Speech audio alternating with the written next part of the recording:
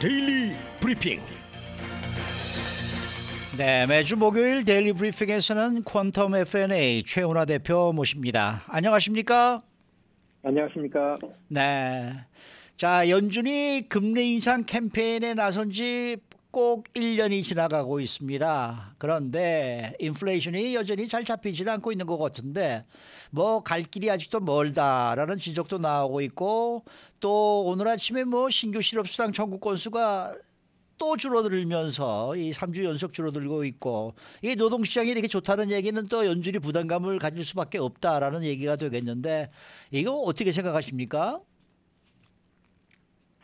지난 2월 초, 첫 번째 2월 1일 미링이 연방공개시장위원회가 있기 전까지 네.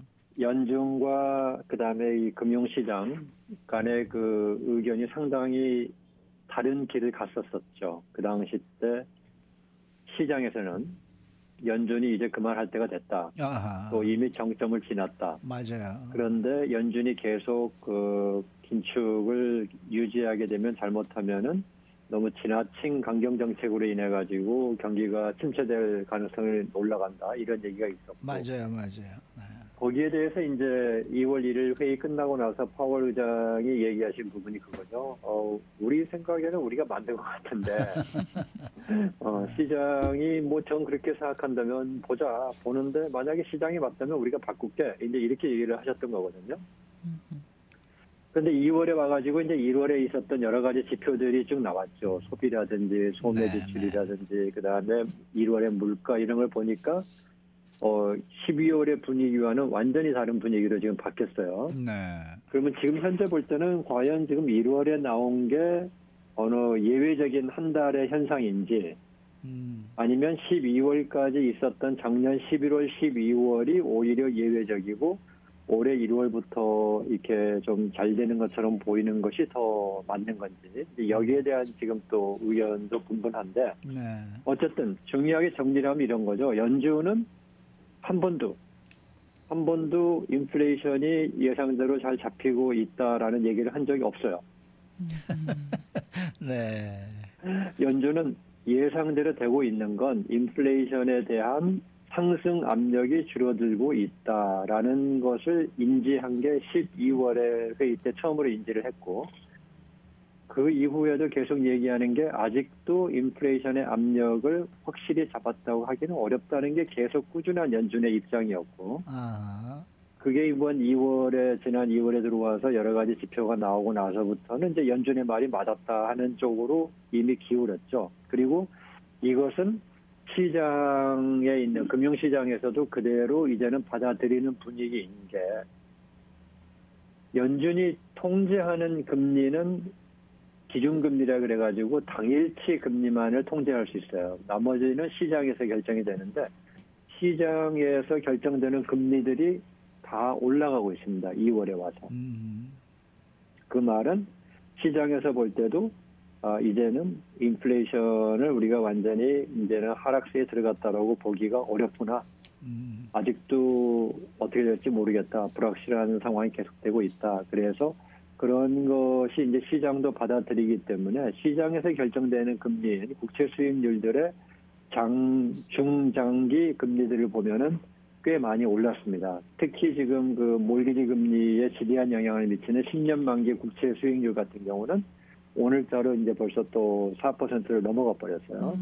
네. 그러면 거의 한 55 베이시스 포인트가 올라간 건데, 이 정도면은 저희가 조금 뭐 과한 표현을 쓰면은 시장의 항복입니다.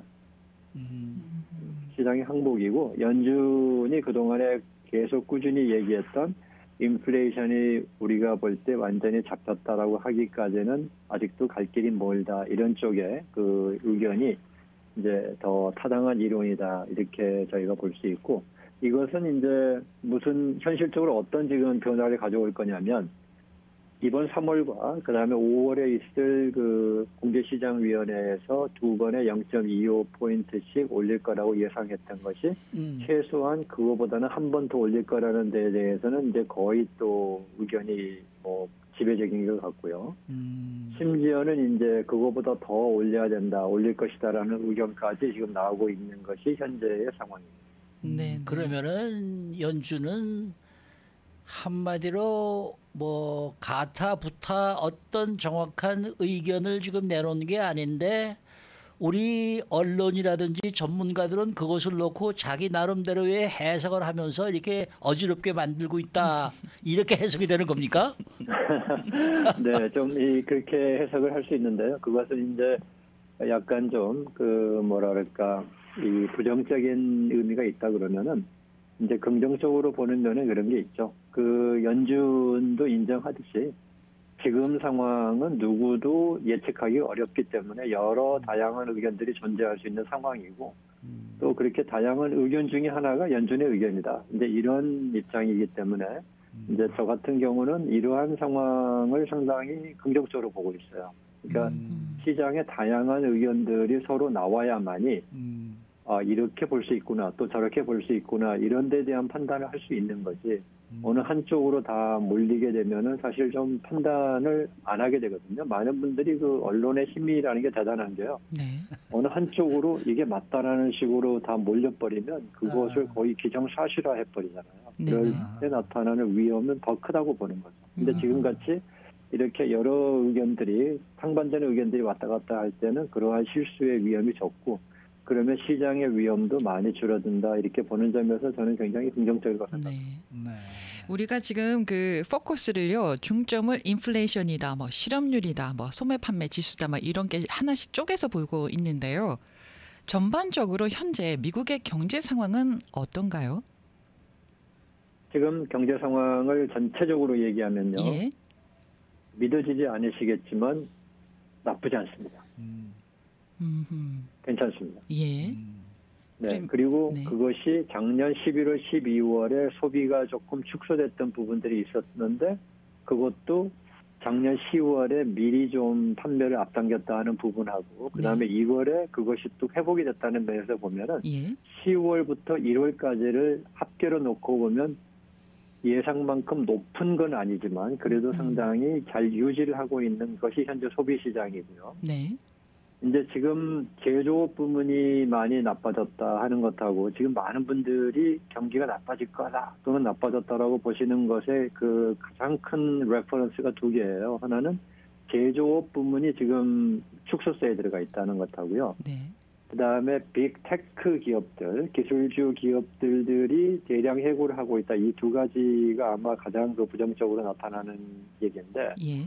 지금 첫 번째 제조업을 보면은 제조업의 생산 자체는 상당히 줄어든 건 사실이지만 미국 내에서의 제조업이 차지하는 경제의 비중은 약 11.3% 정도라고 이제 추정을 합니다. 예. 그러니까 미국 전체의 경제에서 봐서는 제조업 비중이 그렇게 크지 않다는 점이 하나 있고 또 제조업이 줄어드는 것을 나쁘게만 볼 수 없는 게 그동안의 서비스 산업, 저희가 여행을 간다든지 외식을 한다든지 아니면 놀이동산에 간다든지 이런 부분들을 이제 많이 못했던 것이 정상화되면서 이쪽 부분이 확장이 되니까 네. 이 서비스 산업으로 소비가 많이 옮겨간다 이런 측면도 있거든요. 그렇게 보면은 오히려 70% 이상을 차지하는 서비스 부분이 늘어나는 것을 지금 제조업에서 이제 약간 옮겨가는 현상이 있다. 이렇게 보면은 이 경제 전체로 봐서는 소비가 오히려 오르고 있다. 이제 이렇게 볼 수 있는 점이 있고요. 네. 두 번째로 얘기하는 빅테크 기업들이 대량 해고하는 것이 이게 대량 해고의 조짐 아니냐, 전조 증세가 아니냐 이렇게 볼 수 있는데 예. 몇 가지를 생각해 볼 점이 있어요. 첫째, 빅테크 기업들이 지나치게 과신했었던 점이 있었습니다.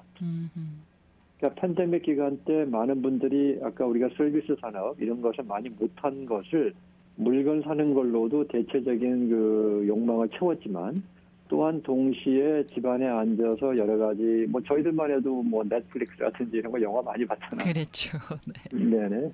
근데 그런 부분들이 있었고 또 우리 젊은 층이나 이런 분들 중에는 이제 게임 같은 걸 많이 하시기도 했고 그 다음에 회의 같은 경우도 이제 직접 대면 회의를 하지 않고 이런 줌 미팅 같이 이제 이러한 그렇죠. 미팅들을 많이 하고 이러다 보니까 택 기업들 입장에서는 이게 정상이구나. 이제 우리가 호시절이 왔구나. 이런 점이 분명히 있었어요.